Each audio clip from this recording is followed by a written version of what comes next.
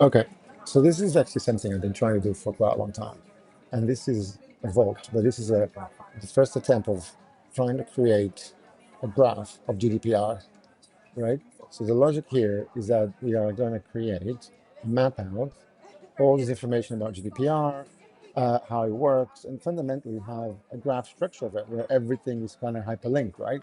So you can go into all these different elements, and everything fundamentally is just a link away, right?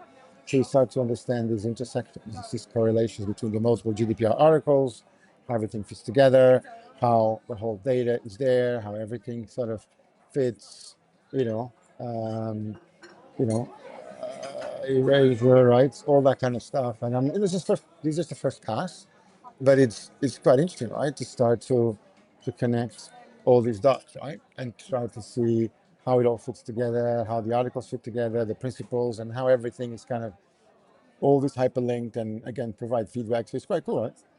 And one of the things I was already looking at is the idea, for example, of what's the implications of the multiple things that have happened, right? Like what's the multiple implication of the multiple rulings, like Schrems and Schrems 2, the implications for particular guidance that we have received per country variations, right? So it is quite cool, right? And then, eventually have a much nicer way of mapping all this. And then, of course, everything here is going to be connected and mapped through and validated. And, I want to now figure out best way to connect the dots. And of course, all this is stored in these vaults. So we have all the assets, all the information, all the data in JSON. So it's all the data, and this is going to be massively expanded, and everything here is also version controlled. So it's the beginning, right? So, but I'm pretty happy with this, right? It starts to be a great way to start to understand how everything works, right? And start to really,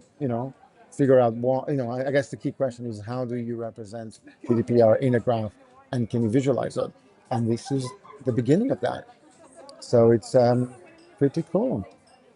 There you go.